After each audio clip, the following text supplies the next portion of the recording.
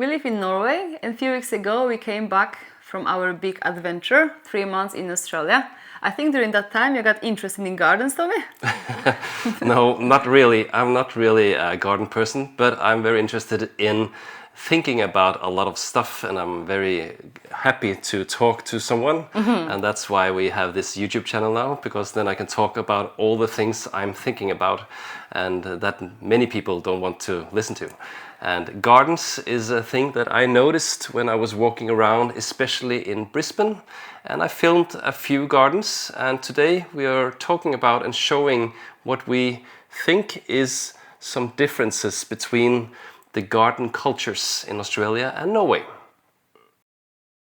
What I noticed in Brisbane when I was walking around and a little bit on Gold Coast was that it is a lot of vegetation. It's a lot of palm trees, bushes, a lot of big things growing around the houses. It happens a lot, yes. And then I thought of, is there a reason? Can any Australian maybe explain why a lot of houses have a lot of things growing? Is it because they like the birds in the morning? Is it because the sun will make some shadow for the house? So maybe the house is both Pulling a bit down the area. Yeah, or maybe it's because of privacy. We are just curious and asking. So that's what I noticed.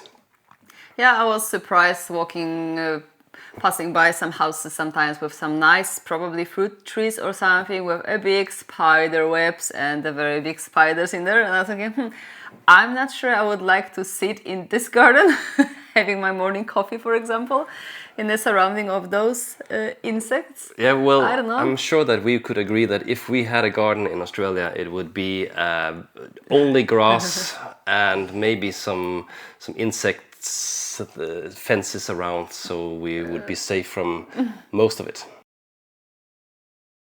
We live 10 minutes driving from our town, Porsgrunn, and in this area, it's very typical Norwegian area.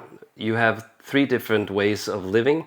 You have your houses, where people are living in their own houses, and then you have the block of flats, and then you have some terraced houses, and that's how we live. And yesterday we took a walk around, so I could film a little bit of the gardens that we were going to talk about. And I must say that I was surprised that a lot of houses had a lot of trees and bushes. So I thought that it was more of a clean look when I walked around in Australia, that in Norway we are not having it like that anymore. So it's maybe 50% that still likes a lot of things in their garden. But we made some examples here, and that's the point, to show that a lot of people, and I'm sure it's maybe more of a generation thing, that the younger generations want a more clean look. So what is your impression of the Norwegian gardens? Yeah, I see also that it's varies, but I would say that most of the people would rather have only the nice cut grass or a wooden terrace and not too many things happening in that garden. I like when people have some nice flowers around, but not too much. So you can see that a lot as well.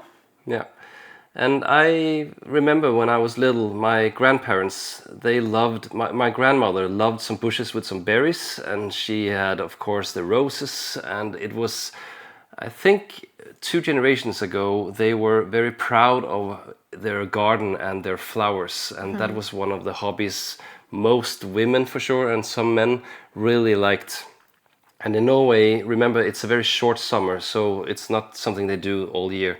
They have the summer, and then finally they can make the garden beautiful.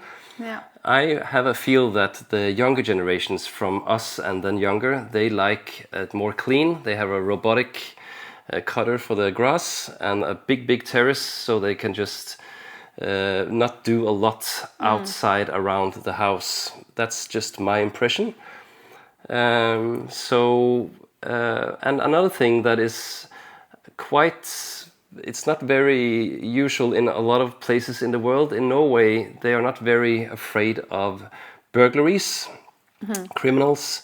So, and they are not, most Norwegians believe it or not, Norwegians are not thinking so much about their privacy than many other cultures either. So a lot of houses are close to the road, and you can see that they're making dinner or sitting in their living room or something. And very often they have the garden on the other side, so maybe there's more privacy there. The houses in Norway are also not fenced, so they are quite open, and it's very rare that you see that someone is closing to another.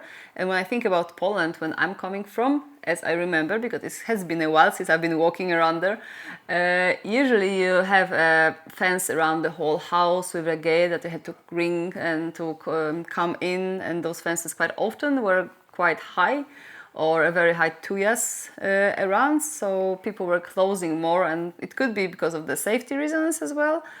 And that's for sure the safety reason, you know, that's for sure, because you cannot climb over it. No, and people like the privacy. Yeah, and to just end it up, I'm Danish, and in Denmark they are more lucky because it's a flat country, and the same as Poland actually. A lot of Poland is also flat.